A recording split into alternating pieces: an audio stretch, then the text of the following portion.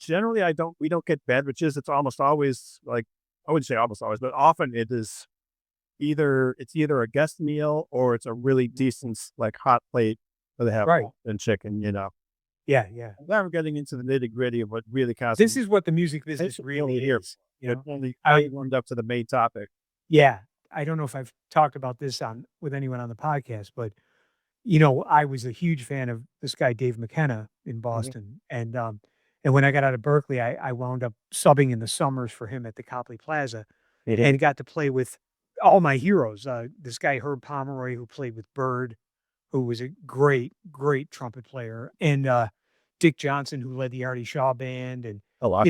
so I would see and they had known Dave. I mean, Artie and Dave went back to the '50s Well, together, and so we would be sitting around, and I'd be wanting I'm 20 some years old, like, wanting information and stories, and it's well, all they talked about was meals they had.